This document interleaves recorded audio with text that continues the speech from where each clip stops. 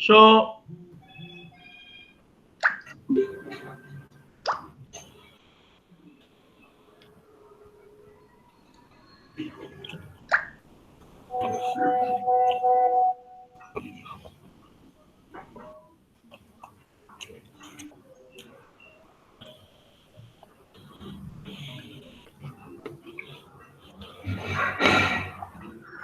why are we here today, right?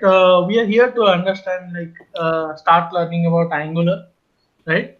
We'll be using Angular 10 in this course, and although Angular 11 is just recently released, okay. But if you see, it is like no, more or less it's a small bug fixes and all. No major syntaxes are added.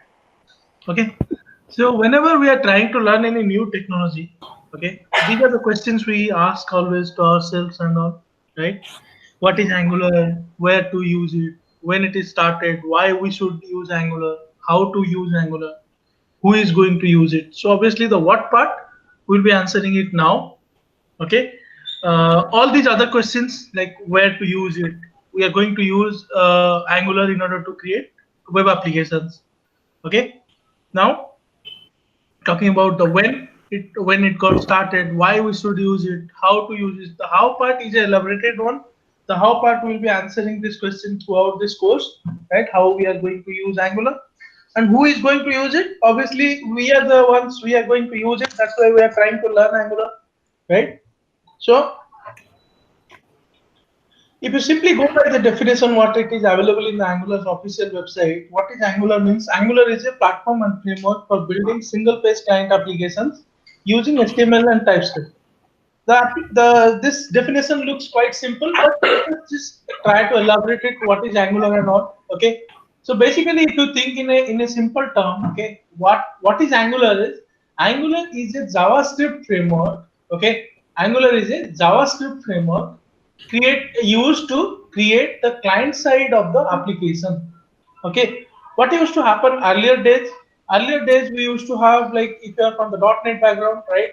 You'll be able to understand. We used to have the classic ASP, which was also helping us to create websites. See, all these technologies like classic ASP, ASP.NET, MVC, AngularJS, Angular, React, all these things are doing what? Helping us to, or the helping the developers to create web applications, right? It's not like web is no, web came into picture or websites came into picture yesterday or when Angular started. It's not like that. Before that, also we used to have we used to use websites also. But the thing is that always in a technology world we always look for improvements. We always look for providing better user experience and all. So it's not like when Angular was not there, websites were not there.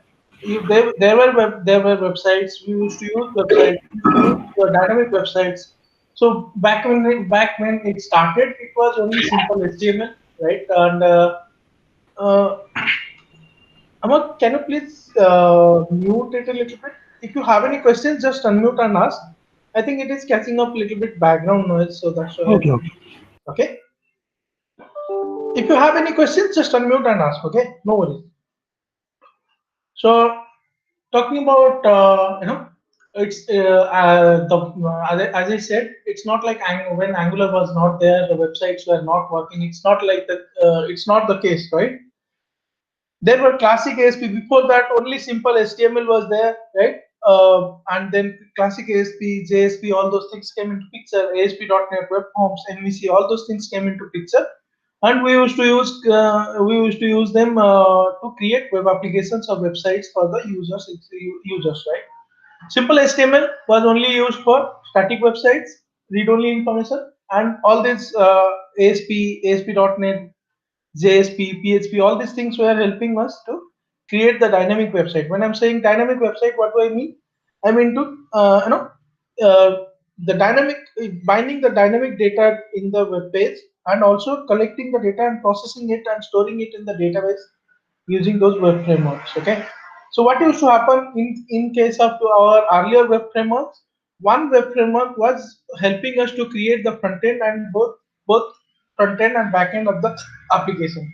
I mean, if you take the example of ASP.NET, we used to create the ASPX pages. So basically, what was the ASPX page? it was for the front end part. It was helping us to create the front end part of the application, the UI page of the application. So what we were doing then? So we were writing those ASPX files. In that ASPX files, we were mixing the HTML syntax along with the ASP.NET Framework syntax, which was helping us to create dynamic web applications, right? That was the case that back then, and in the code behind of that ASPX file or in the classes we used to create for the backend. So those code files and backend classes, they used to take the data, they used to capture the data from the front end, from the UI, and they used to store the data in the backend. So that was the whole process we were following. So basically, earlier what used to happen is we used to take help of the web framework that was both providing the front end and the back end. When I say front end, that is the client side, and back end is the back end. So same web framework was helping us to write down the client and server, both side of application, you know, for the web application. Now, but after that, JavaScript was also started. JavaScript started in 1994. JavaScript was initially what it was helping us to do validations and all simple validations like required field, number, maximum, max, mean, range, email validation, regular expression validation, all those kind of validations we used to use JavaScript to do that, right? But since JavaScript, the insurgence of JavaScript started, people started to take JavaScript more seriously and started to use JavaScript extensively. With that, all these JavaScript libraries came into picture, like jQuery and all, because JavaScript is a what? It's a client-side scripting language. Every time we write JavaScript, how do we write it? We write it inline or internal or external. When I say inline, what do I mean? We write on click equals to some function name, that is inline, right? In a button, we write on client click or on click do execute this function, that is inline JavaScript. And what is internal? In the HTML page or in the ASPX page or in the CSS page in MEC, we just write a script tag. Inside that script tag, we write a little bit of JavaScript. So that is our internal JavaScript. And when I say external, what do I mean? We write a separate JavaScript file with the extension .js. In that, we write some JavaScript code and we add that JavaScript file as a reference using the script tag with the source attribute value set to the file name. So that is what the external. So by using these three ways, we used to write JavaScript. The same thing is also there. Currently, also we are using JavaScript in the same way. But since JavaScript was helping us to not only validate, it was helping us to manipulate the document object model, that is DOM. What do I mean when I say DOM? Will you be able to answer? What is DOM?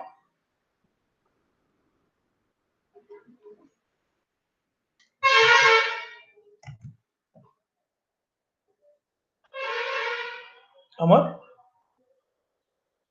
Yes, yes, I'm here. Do you have any idea what is DOM? Document object model? Page elements, right? Sorry, yeah. So basically, what happens is, if you take example of any HTML page in the world, all the HTML page is basically of a tree structure, right? There is the root HTML tag. In the HTML tag, we have the head tag and body tag.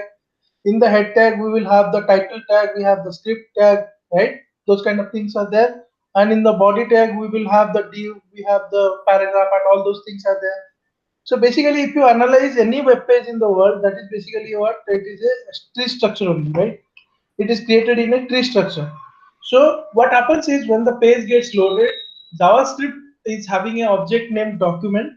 So JavaScript do what? It analyzes the whole page structure, that tree structure I am talking about, and it stores that information in the document object it is having. So, and it is in the JavaScript syntax, it is providing us various methods, various functions. Like when you say, I think you must have encountered this, syntax named document.getElementById, right? Yes, yes. So this document.getElementById means what? Document object is carrying all the information of that tree structure of the page, right? So this get element by ID, we are passing a ID value, that is a string value, to the get element by ID function. So that the get element by ID function is doing what? It is parsing, it is searching in the document object which of the HTML element is having the ID attribute value as passed by the user.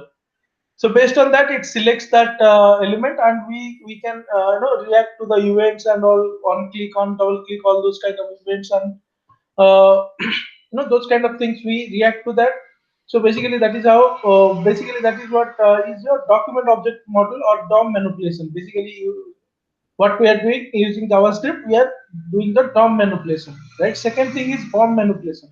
When I'm saying BOM manipulation, if you have seen a syntax named alert, right? There is an alert function.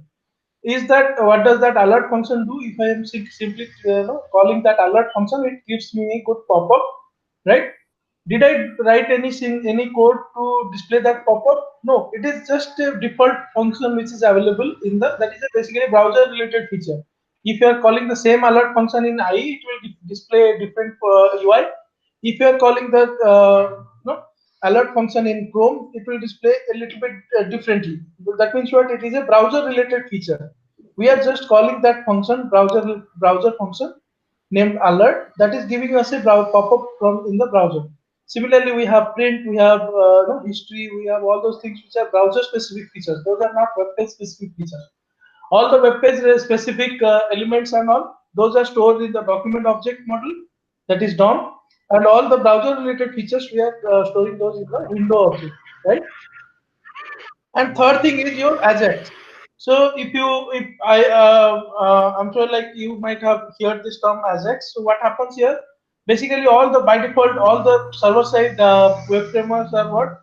Those are synchronous in nature. If you have you used ASP.NET ever? Yeah. So in the ASP.NET, when you are clicking on a button or if you are doing a drop-down change, anytime you are doing an event, that page gets reloaded and the data gets populated based on that, right? Or some action occurs based on that event. So that what it was doing, it was reloading the whole page. That means what? It was synchronous in nature, right? That means until that process is complete, nothing else you will be able to do in the web page. But with the insurgence of JavaScript, they have provided us with a separate way that is called XML HTTP request. Okay. So by default, what was happening? If you are clicking on any link or if you are clicking on any button, what was happening? One HTTP request was being generated from the ASP.NET web page, right? And it was basically creating HTTP request. That is why the page thread was being busy, right? So that was synchronous in nature. But when I'm talking about asynchronous request, asynchronous HTTP request, what is happening is you are clicking on a button, page do not get reloaded. It creates a HTTP request behind the scene that is called XML HTTP request in JavaScript, and in jQuery and popular terms we are calling it Ajax. Okay. Uh, so that thing what it do is it do not reload the page, it do not keep the main thread of the page busy, rather it will make the HTTP call behind the scene from a different thread, and it will get the data and it will populate the UI without reloading the page. So this Ajax thing basically gave the user a better experience to use the web application. That is why it became very popular, right? People started to use it extensively. So these three features which I spoke about: JavaScript, DOM manipulation, and Ajax. Those are the three important aspects of JavaScript. Because of that, JavaScript used to become very popular. Earlier, what was happening? These server-side technologies like ASP.NET or JSP, though they used to provide the front end, they used to provide the back end, and just JavaScript was being used for validations or basic level, basic supporting actor. It was playing a role of the basic supporting actor. But with the insurgence of JavaScript, people started to take JavaScript very seriously. They started to go for the libraries and all. They created jQuery library. People started to use jQuery extensively, right? They provided the jQuery UI libraries and all. They started to use the jQuery UI libraries extensively. So that helped us basically what? That helped us to have a better user experience. So people started to take that seriously. But after some time, people try to move in a different direction, take JavaScript into a new level and create a framework with it. Earlier, what was happening? It was a library only, because uh, your web page, your existing technology will work and your library will support it, just like your ASP.NET or JSP or PHP. They will control the web page. JavaScript will do what? JavaScript will just provide a support to, provide better user experience. But when I'm talking about the framework, that needs to control the whole UI. That means just like ASP.NET was controlling the way UI earlier, this JavaScript framework need to control the UI. There will be no, other server-side technology or other framework which will be controlling the UI. The server-side part will be just providing the data using the RESTful services, and RESTful services, it will be providing the data. The front-end part will be completely taken care by the JavaScript framework. Am I making sense? Are you being able to understand whatever I'm speaking until now? Yeah. I hope are you like aware of these things, or do I need to skip these things? No problem. Continue. Okay, I'm just trying to give you a brief background. Okay, so what used to happen, if you imagine 10 years back, or even before using Angular or this kind of JavaScript framework, what used to happen is we used to have any server-side technology framework, server-side framework like ASP.NET MVC or ASP.NET, right? And they used to control the UI. JavaScript was supporting it. But now with the JavaScript framework, there is no ASP.NET, there is no MVC. The UI part is completely taken care by the JavaScript framework. Okay, there will be syntaxes. So now what will happen is you will be mixing up the earlier what was happening. We were mixing up the HTML syntax, the ASP.NET syntax along with the HTML syntax in order to provide the dynamic UI. Now what is going to happen with this JavaScript framework? Okay, you will be mixing up the Angular framework or the JavaScript framework syntax along with the HTML, and that is going to provide you the dynamic UI. That is the difference. Earlier, what was happening? It was a server-side framework like ASP.NET or MVC that was providing us the UI. Now, this JavaScript framework is going to provide us the UI. Okay. So, if I'm talking about the this JavaScript framework, okay, Angular is one of them. Okay, and Angular is following. So this JavaScript frameworks mostly follow a architectural pattern called single page application. So there is a new term I'm coining now, single page application. Okay, what does that mean? So before going into single page application, I will give you a brief idea about how the mobile applications work. Right? If we all use Android phones, we all use iPhones and all. Right? We are installing multiple applications in those phones. So how does that phone work? Right? If you are trying to access the Facebook in your mobile, then what you are doing, basically you are installing the Facebook app in your mobile, right? You are installing the SBI app, you are installing the SDFC app, you are installing the Twitter application in your Android device or your iPhone device, right? Then only you are being able to access it. That means what? If you try to analyze it, what is happening there?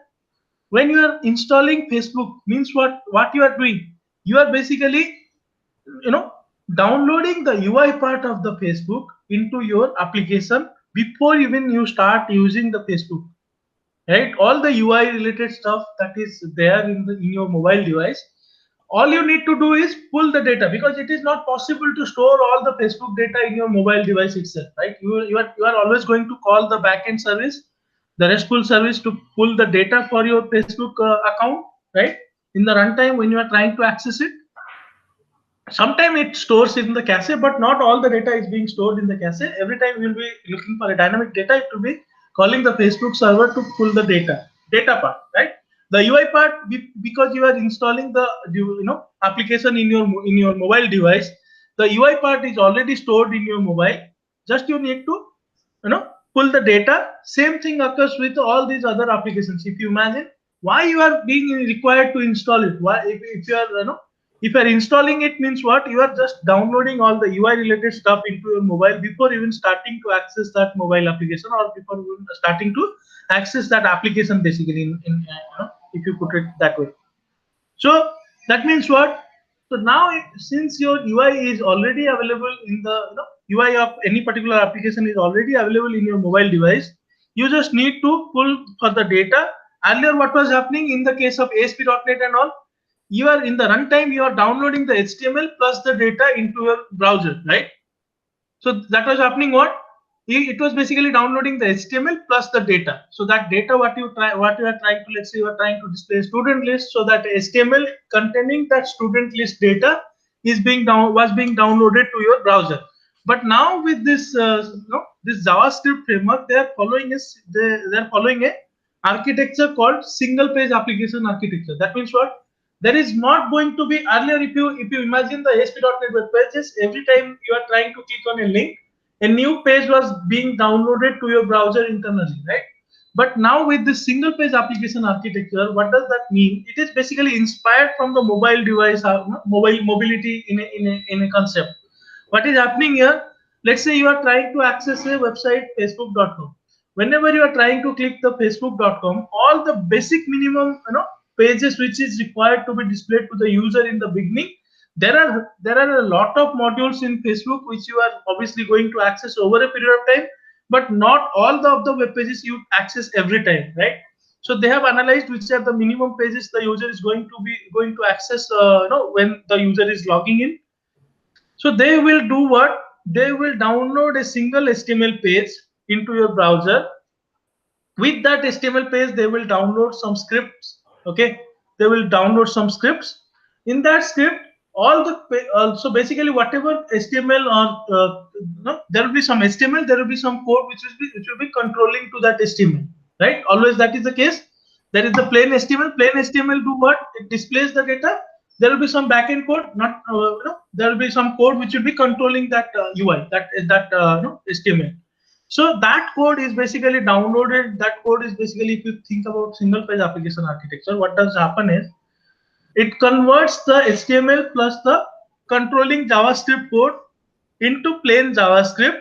Okay, and it loads all the code that is required to control the front end part of your application along with the first page that is being downloaded.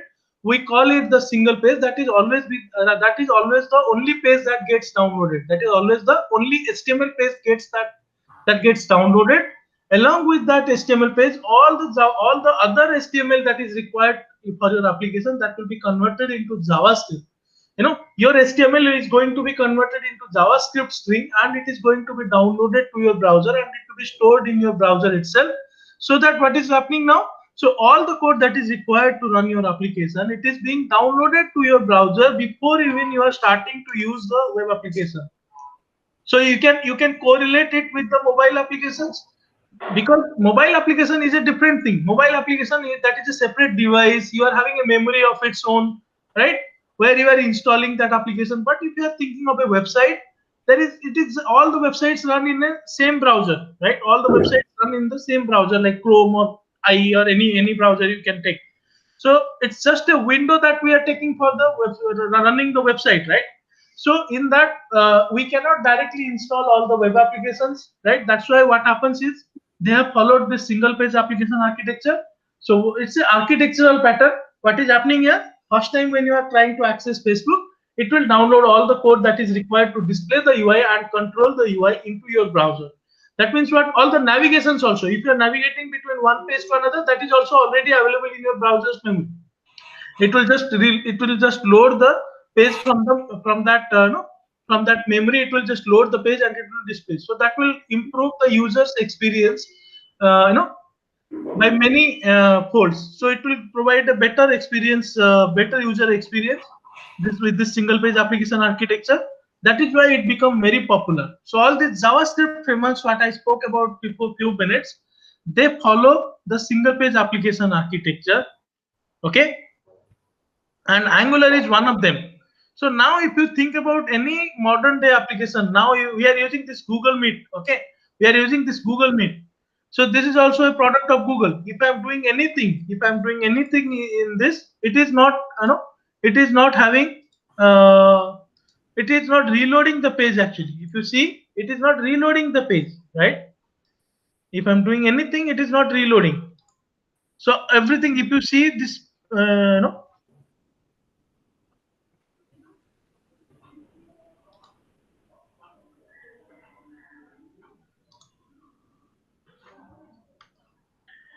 this whatever I'm doing here, it is not reloading the page. It is just doing what?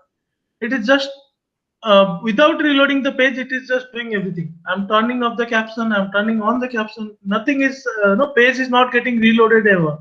So what is happening here? Because all the code that is required to run this web application is already available in my web page. That is why what is happening whenever I'm doing anything, all the code that is required for this user event, it is already there in the client's browser, in my browser. So and it is just executing that code and giving me the desired output I want. Okay, so all this modern day technology, no, if you check Twitter, if you check Facebook, if you check Gmail, all these Google products, all these Google products are what? These are developed using Angular. Okay, all these Google products are developed using Angular now. These are all single page applications. That these are all created using Angular, and these are all following single page application architecture. So that is why all these no, this JavaScript framework or this Angular framework is it's popular, because ultimately what happens, my browser do not understand any of the technology, right? My browser only understands JavaScript, HTML and CSS. Okay, so what is Angular then? It is a platform and framework for building single page client application. When I say single page client application, that is exactly I mean the single page applications. Okay, using HTML and TypeScript. I said HTML and TypeScript. Then in the second line, I'm again saying HTML, JavaScript, and CSS. So what happens here is, whenever we are creating an Angular application, we'll be using HTML and TypeScript. But that TypeScript is a language that is basically a superset of JavaScript. We'll be using TypeScript, but ultimately my browser do not understand TypeScript. It only understands HTML, JavaScript, and CSS. So whatever code we will be writing in TypeScript, it will be converted into equivalent JavaScript only. Okay. So we just discussed about single page application. Single page application is an application that does not need to reload the page during its use and works within a browser. We just saw that you can analyze with any of the modern day technologies. Just check about Facebook, Twitter, Gmail, all these things. You will analyze. If you analyze, if you're clicking on any link, page is not getting reloaded anymore, right? Because everything is already available in the client's browser itself. Okay, this single page is often the only web page. I'll be explaining it to you in a more practical way. I'll be showing you how practically it is happening. Okay, so Angular uses the single page application architecture approach to build the application. Okay, so what are the prerequisites of this course? So you need to have an idea on HTML, CSS, and JavaScript in order to start understanding Angular. I'm not expecting you to have any prior knowledge in TypeScript or any prior knowledge of Angular, because that is what I'm going to explain it to you over the period of time. Okay. If you're having a knowledge of object-oriented programming concepts like C# or Java or C++, that will be an added advantage, because this TypeScript is basically a object-oriented programming language. It is a product of Microsoft only. You know, the Microsoft team is managing the TypeScript product. So that so what is happening here is this TypeScript is ultimately, as I said before few minutes, it is a superset of JavaScript. Okay, it is a superset of JavaScript. So what happens here is anything. So basically, what happens is JavaScript is not an object-oriented programming language. Okay, it is a procedure-oriented programming language. So because we all are from the most of the developers are from the object-oriented background, so the mindset is completely different. The procedure-oriented mindset is completely different from the object-oriented programming mindset. So that is why they have used this TypeScript. Okay. So what is going to happen is, you will be writing a class, you will be using inheritance, you will be using interfaces, you will be using all the stuff what is available in the normal object-oriented programming language. Ultimately, it will be transpiled into plain JavaScript. Whatever TypeScript syntax you will be using, that will be converted into JavaScript by the TypeScript compiler. Okay, because my browser do not understand TypeScript, my browser only understands JavaScript. So we will be writing our syntax in the TypeScript, because Angular's library itself, it is written using TypeScript only. It is not written using plain JavaScript. The Angular's core libraries are written using TypeScript. Okay, so we will be understanding TypeScript and Angular over the period of time in this course. Okay, if you are having a knowledge of object-oriented programming language, so that you have already, you are from the .NET Core background, so that is a added advantage. Okay. So what are the things we are going to cover in this course? That is what I will be explaining to you. Just a minute. Before that I'll be running this application.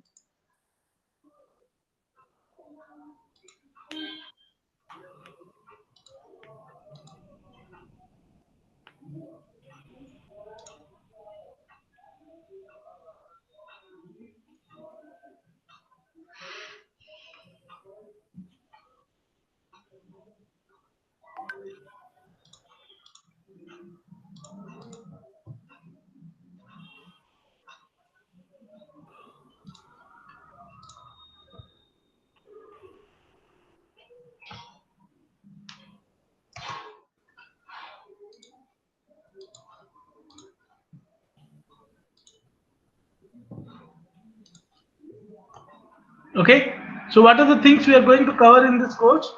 We'll be covering the core features of Angular. Okay, what are the core features? We'll be understanding the application architecture. How does the single page application work? How does Angular how is basically Angular a single page application? How it is loading the required code of the application? What is the index.html and what is the entry point of the application? All these things are coming under your application architecture. We'll be understanding that how you can configure these configurations, how you can configure it. We'll be understanding that. After that, we'll be understanding about the most important aspect of any Angular application, that is component, because ultimately we are going to create web applications. So web applications are going to have what? UI, right? Ultimately we're going to create the UI part of the web application using Angular. So components are basically helping us to create the UI. So we'll be understanding that in a detail, because that is the most important aspect of any Angular application. Apart from that, there are some supporting actors like pipe and directive. There is one more important aspect of any Angular application, that is service and dependency injection. So this is a very important feature. Syntactically, it is very simple, but it is very important as far as the application is concerned. Okay. Apart from that, we'll be understanding about data binding. When I'm saying data binding, what do I mean? Binding the data from the backend to the front end, and other vice versa, from the front end to the back end.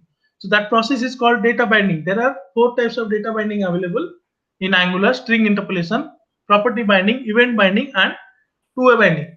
So we'll be understanding those things, how we can bind the data, how we can react to the user events and all. So those will be understanding in the data binding part. Then we'll be understanding about routing. When I'm saying routing, that means navigating between different pages. It's not a simple one only. It's not a simply navigating between one page to another page. How we can load the secondary route, how we can load a road. You can think of a scenario that you have a students list. In the students list, if you are clicking on the any student, the details is being displayed. So those kind of scenarios, will be covering a lot of scenarios in that. In that, we'll be covering about how we can activate or deactivate any route. So if the user is not authorized user, then he or she will not be able to, even if she is clicking the link to display the data, if he or she is not having the access to that link, the data will not be displayed. We'll be putting a guard to it. Okay, so those kind of things we'll be covering in that routing part. Okay, then obviously we'll be learning about how we can receive the data and process the data from the user. So in order to in order to receive the data, in order to gather the data from the user, we have 2 types of forms available in Angular. One is the template driven form, and second is the reactive form. Okay, template driven form is comparatively simple. It is used for the simpler scenarios. When you have a complex page, then in that scenario, your reactive form is going to help you. Okay, then we'll be understanding how we can communicate with the HTTP service, and how we can API how we can do the API integration. For that, we'll be using a .NET Core application. Okay, for the backend API, I will be writing a .NET Core application, and I will be showing you how we can integrate from the Angular to the .NET Web API. Okay, or .NET Core API, you can think of. So we'll be understanding about how we can split our application into multiple modules. There is a concept called shared module. There is a concept called feature module. There is a root application module. We'll be understanding about Angular modules in detail. Okay. So these are the core features what I have explained here. Apart from that also, so those are core syntaxes you need to understand basically. And after that, you need to will be understanding about other important aspects of any Angular application, that is observables or RxJS. That this is basically going to help us to do asynchronous programming in our application, because RxJS is a third-party library, but it is extensively used in Angular. Even the Angular libraries extensively use RxJS. Okay.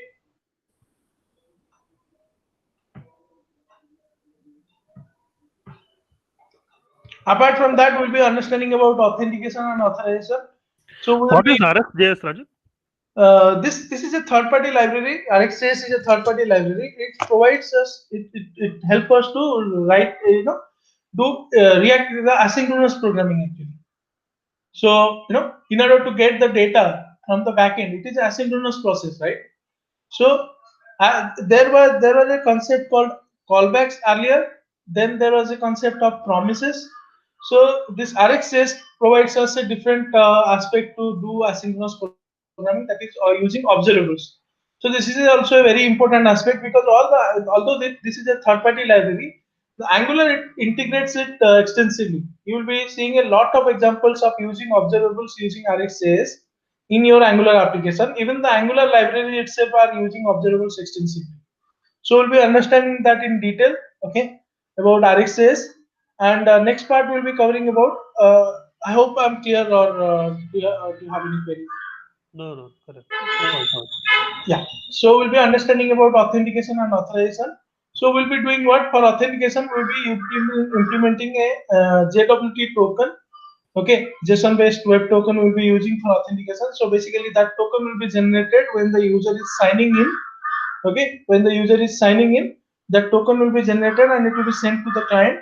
And next time, whenever user is trying to access for the data, it will need to pass the token. If the user is tampering we'll see those examples. If the user is tampering the token, then you will not receive the data. If you are passing the correct token only, or if you are not passing the token, you will not get the data. If you are passing the correct token, you will be getting the data. Okay. Then we'll understand this is also a supporting actor, Angular CLI, the command line interface. This is basically a command line utility to manage our application. So Angular CLI, it helps us to, from creating the application to write code. It helps us every time, in each step of the application. So once we install Angular CLI, it is also a command line utility. So command line utility means what? We'll be running some commands. So if I will run a command, simple line of command, ng new something. So it will create the application for me from the scratch. So it will create a kind of hello world kind of application for us. And if I want to add different things, like if you see in the previous slide, I said about components, directives, services, pipes.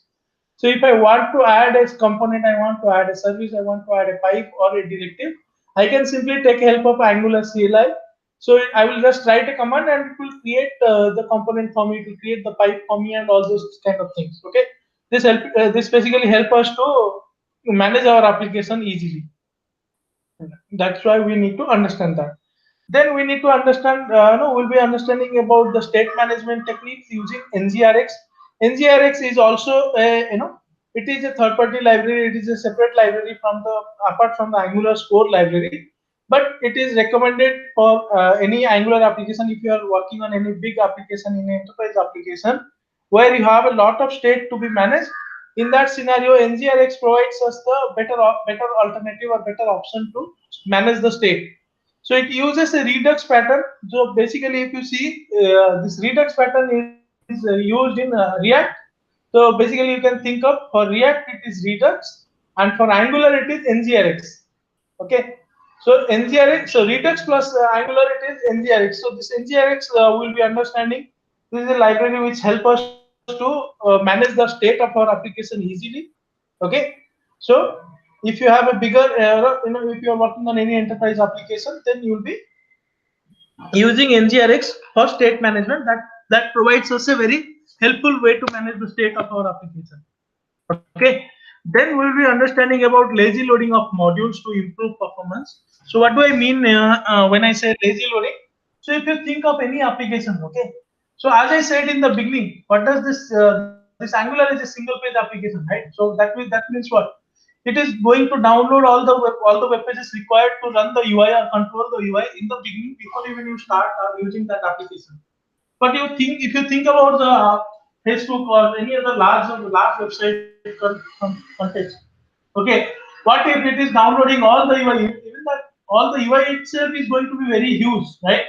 And it's not like all the users are going to access all the modules, right?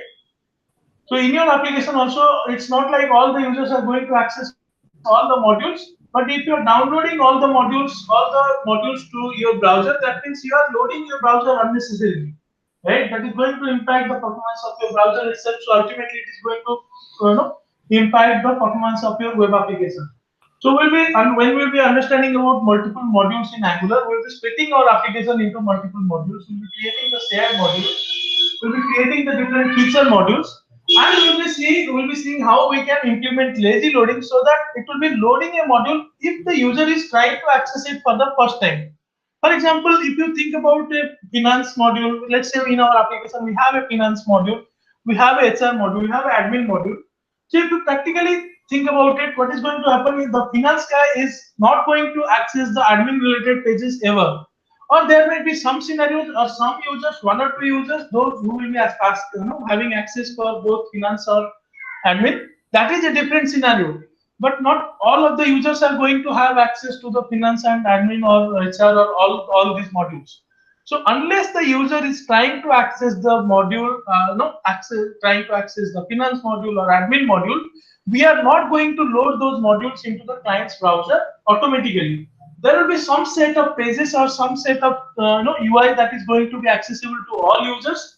Only that part we will be downloading along with the single page application, and the others will be loading in a deferred manner when the user is explicitly asking for those.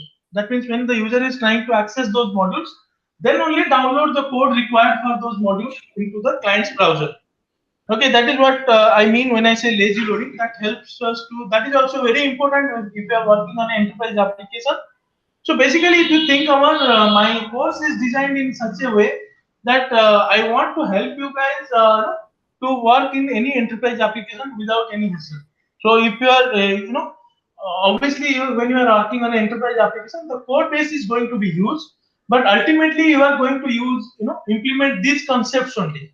You are not. It's not a rocket science. You are not going to do. You are not going to get any other concepts apart from this.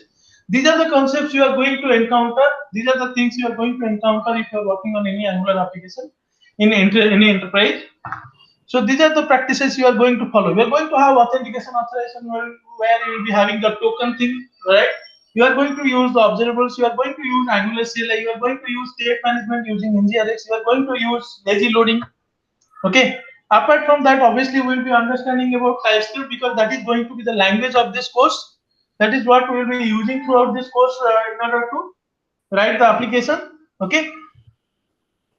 Then we'll be using some UI libraries like Angular Material, and the second one is PrimeNG.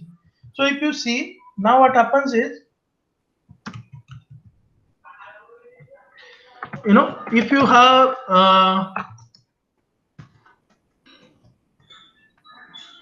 I'm not sure if you have worked on jQuery or anything. So what happens is, let's say, I'm talking about a UI library. So what happens? These UI libraries provide us a lot of UI related stuff, that ready-made UI related stuff, which we require in our application. If you simply need if you need different type of buttons, so creating this type of button is going to take a lot of time for you, right? But there are ready-made buttons available, right? Ready-made buttons available for your application, which you just will just use it. So these UI libraries help us to use these kind of things by using a simple syntaxes and all. Okay, drag and drop.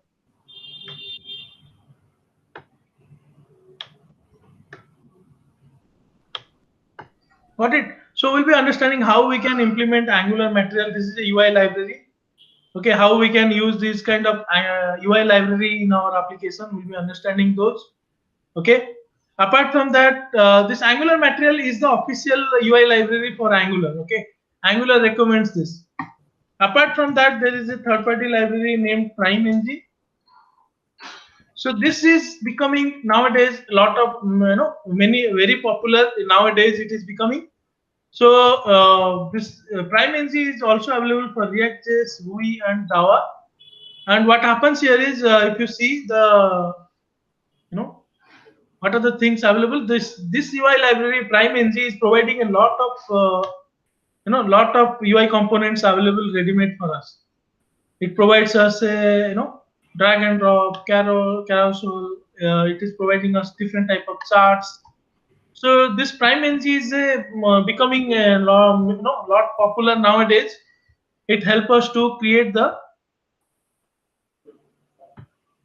UI very easily. Okay, we'll be understanding how we can start using PrimeNG and Angular material both in our application. So we'll be understanding integrating both UI libraries in our application. So obviously that because of that we are going to get the charts and grids examples in our application.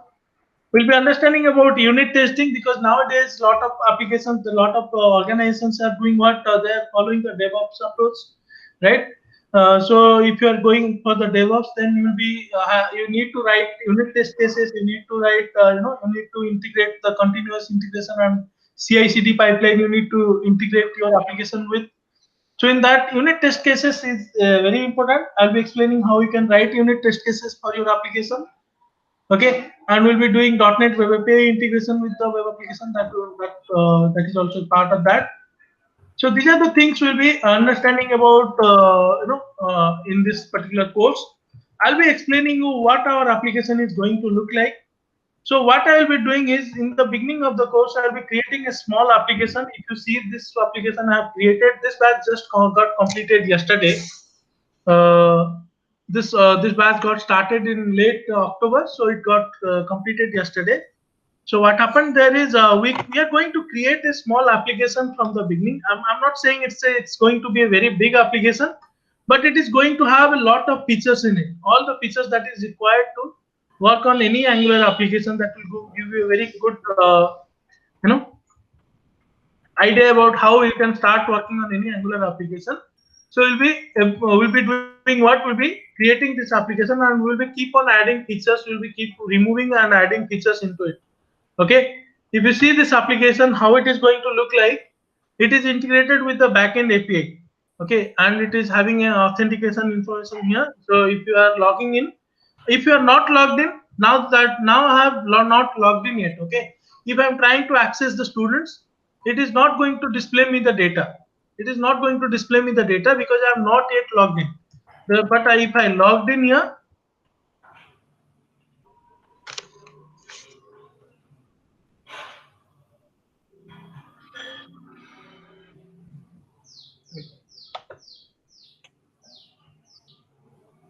okay, if I am logged in here, now if I am trying to access the data, see the spinner is coming from the Angular material.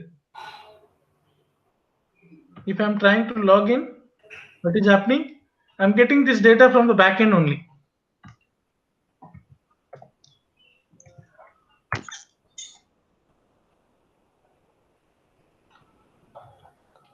Now if I sign out, I try to access the students, I'm not going to get the data because there is a guard implemented for it.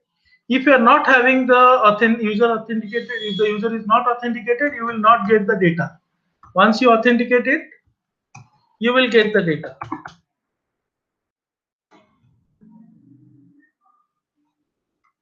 Okay. So here also we'll be having what? We'll be having these are like forms we have created for our application. So there are like all these validations implemented. If you are having a, this is a required field. Okay. Here also separate type of things, like if the mobile number is by default not mandatory because the notification type is selected as email. But if you are selecting the mobile number as notification type, then you are getting the mandatory field error. That means dynamically I'm adding or removing the validations. So here by default the validation is not applied. Validation rule is not applied on the mobile number. If I'm clicking on the mobile, if I'm selecting the notification type as mobile, that means then only my mobile number is getting, it's becoming mandatory. If I'm selecting again, this validation rule is removed from it. So those kind of validation scenarios are applied. So if you see, I have made some changes into the page. I'm clicking on the cancel. It is asking me you will miss the unsafe data. I want to navigate away. That means just if I have wrongly clicked on the cancel, it will check. It is guarding it that okay, you have some unchanged data. Do you want to still navigate away? Yes. So those kind of thing. If you want, you know, you can delete. You will ask, are you sure to delete Vinith? If you see, this is where I'm storing the data.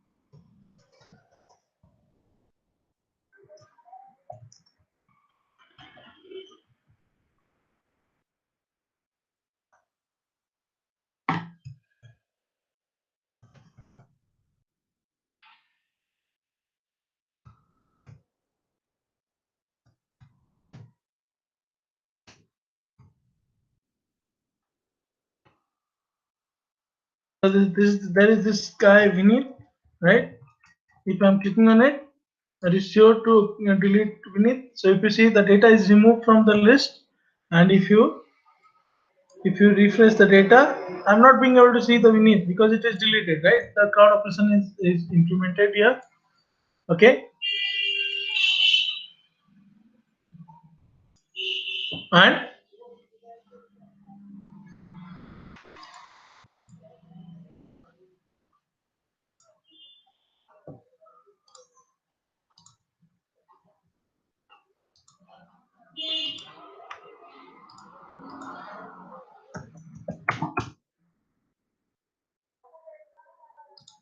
if you're trying to filter, all these things are implemented. Okay,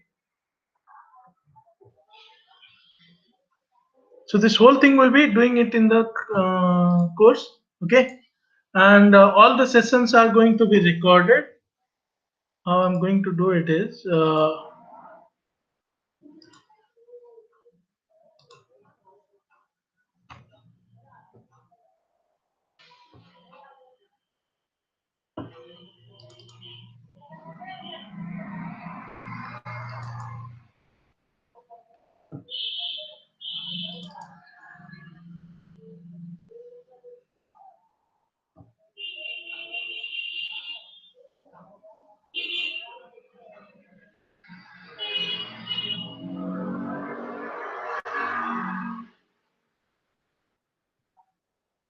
so I'm going to provide you a website like this. I'm not going to delete the access for this website ever. It is available forever for you. Okay, so each batch is going to have a website like this, where you will be having. What I'll be doing is I'll be uploading the I'll be uploading the recording of the session, everyday session, into YouTube, and I'll be embedding that link into this particular website. Just a minute, let it load.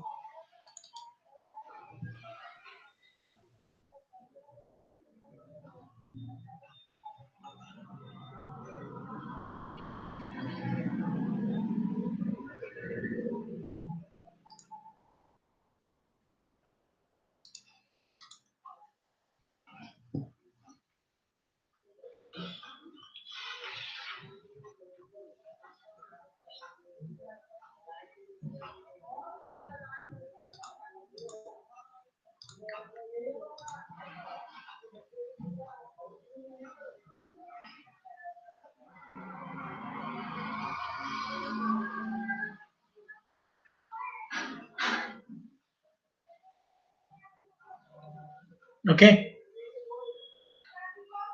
So all the sessions are recorded. You will see the YouTube videos of each of the session.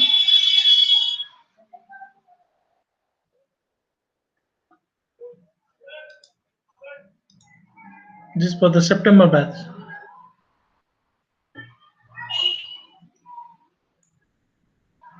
Let it load. Meanwhile, I'll show you. All everyday code is going to be committed into GitHub. So I'll be creating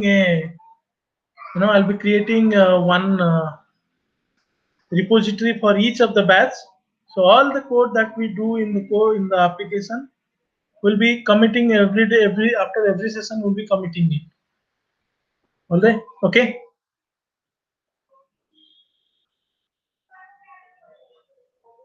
It is completely going to be a practical oriented session. Okay. We'll be implementing the examples, each and every example in the class itself. We'll be seeing the various type of scenarios in the class.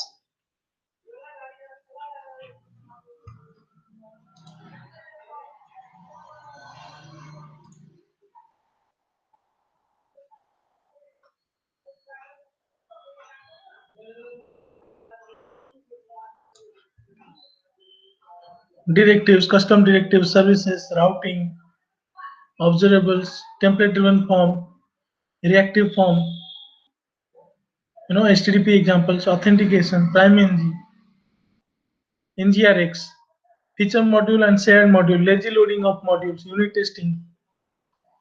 So all these things are, it is going to be a practical oriented. I'm going to write down the code. I'm going to explain the concept and write down the code in the class itself. And all the record sessions are going to be recorded like this, and you will be able to play it any of the session anytime you want. Okay, it is embedded in this website.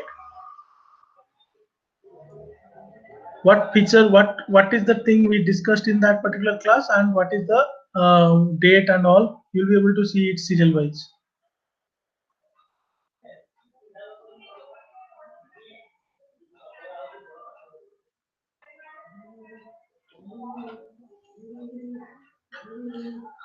Okay, any questions you have? And also in the end, I will be putting a React in the question set, the interview questions. So if you see, yesterday they got completed, December 11th. Their class got completed yesterday, and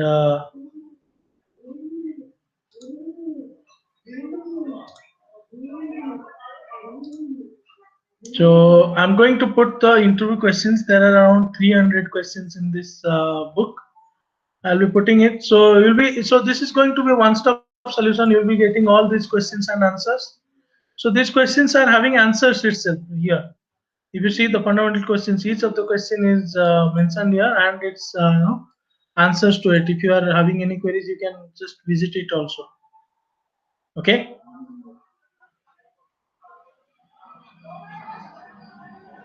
Same thing is for the other batches also. So this is also got completed last month. So each of the session is going to be recorded, and it is going to be put it like here. I'll be putting it in this web page, and in the end I'll be putting the interview questions and all. So these are the completed batches. Similarly, currently one batch is going on for the December. They have around 4 or 5 classes completed for them. So there also there is a separate repository. For each batch, there is going to be a separate repository. This is the September 2020 batch. This is the December 2020 batch.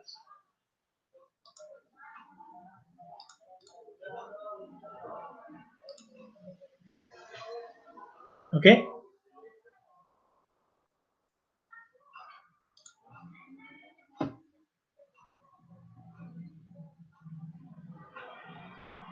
They have around 5-6 classes completed. So that much is updated until now. It's going to be a Monday to Friday, 8 to 9 a.m. Okay. This batch time is going to be. Do you have any queries, any questions? How long will it take to complete the syllabus? See, it is going to take around 40 hours to complete this. So roughly around 1.5 months.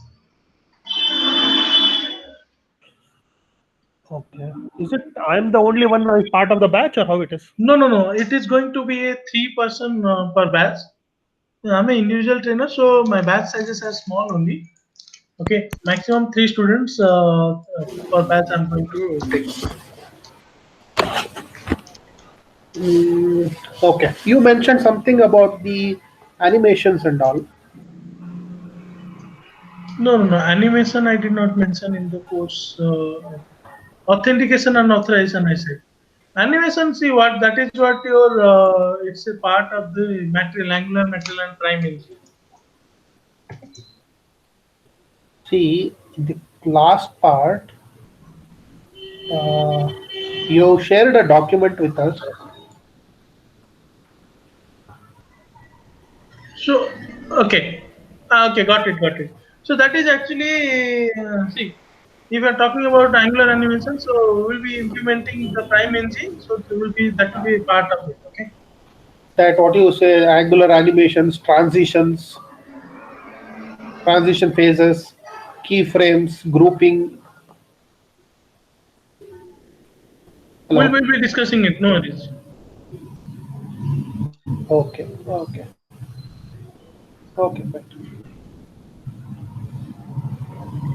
When are you going to start? Mostly in a week's time, 5 to 6 days it is going to take. Okay. Okay. Right. I'll update. So currently one more guy is lined up, and if you are confirming, then we will just have one more guy required. So only 3 guys are required for a batch. So we'll be starting immediately. Okay, fine, Ranjan. I'll just update you. Okay. Thank you for the session. Yeah. Okay. Thank you.